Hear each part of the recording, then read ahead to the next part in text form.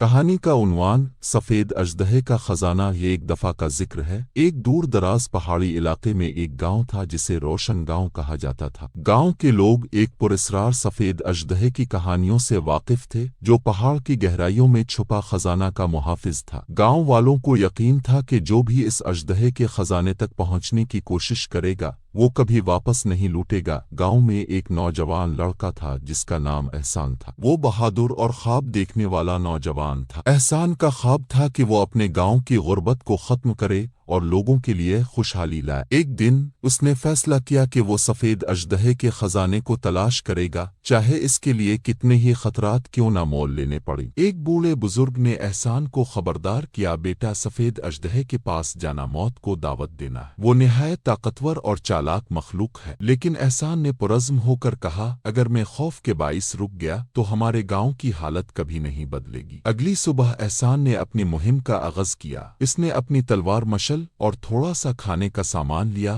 اور پہاڑ کی طرف روانہ ہوا۔ راستے میں وہ قدیم درختوں، تنگ راستوں اور گہری کھائیوں سے گزرا۔ ہر قدم پر اسے نئے چیلنجز کا سامنا تھا، لیکن اس کے ارادے مضبوط تھے۔ کئی دنوں کے سفر کے بعد احسان ایک غار کے دہانے پر پہنچا۔ یہ غار وہی جگہ تھی جہاں لوگ کہتے تھے کہ سفید اژدہا رہتا ہے۔ غار کے اندر اندھیرا اور سردی تھی۔ احسان نے مشل جلائی اور احتیاط سے اندر قدم رکھا۔ غار کے اندر کا منظر نہایت عجیب و غریب تھا۔ دیواروں پر قدیم علامات اور نقاشی تھیں جو اژدہے کی کہانی بیان کرتی تھیں۔ غار کے اندر جانے کے بعد احسان کو ایک وسیع میدان نظر آیا جس کے بیچ میں خزانے کے ڈھیر تھے۔ سونے کے سکے، جواہرات اور قیمتی ہیرے چمک رہے تھے۔ لیکن اچانک ایک گہری گرجدار آواز گونجی، کون ہے جو میرے خزانے کی طرف قدم بڑھا رہا ہے؟ احسان نے دیکھا کہ سفید اژدہا اپنی پوری شان کے ساتھ سامنے کھڑا تھا۔ اس کی آنکھیں سرخ انگاروں کی طرح چمک رہی تھیں اور وہ نہایت خوفناک دکھائی دے رہا تھا۔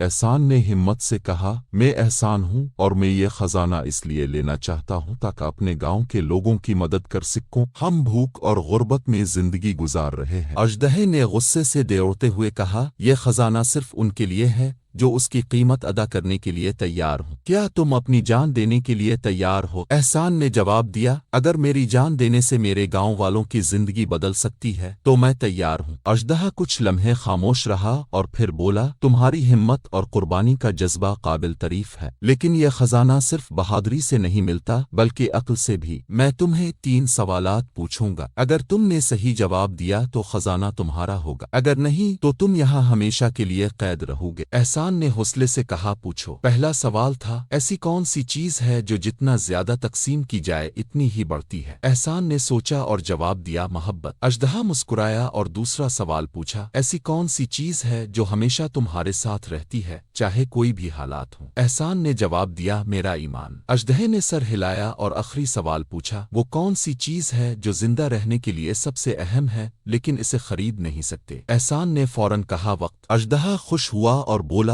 تم نے سب سوالات کے درست جواب دیے ہیں۔ تمہاری بہادری اور عقل نے ثابت کر دیا کہ تم اس خزانے کے حقدار ہو، لیکن یاد رکھو، اس خزانے کو صرف نیک کاموں کے لیے استعمال کرنا۔ اژدہے نے خزانے کا راستہ کھول دیا اور احسان کو اجازت دی کہ وہ جتنا چاہے لے جائے۔ احسان نے سونا اور جواہرات لیے اور گاؤں واپس آ گیا۔ اس خزانے کی بدولت روشن گاؤں واقعی روشن ہو گیا۔ احسان نے اسکول، ہسپتال اور فلاحی کاموں کے لیے وسائل فراہم کیے۔ لوگ احسان کو ہیرو ماننے لگے اور اس کی بہادری اور قربانی کا جذبہ ہمیشہ یاد رکھا گیا۔ یوں سفید اژدہے کا خزانہ نہ صرف گاؤں کی خوشحالی کا سبب بنا بلکہ یہ سبق بھی دیا کہ بہادری، عقل اور قربانی کی قوتوں سے کچھ بھی حاصل کیا جا سکتا ہے۔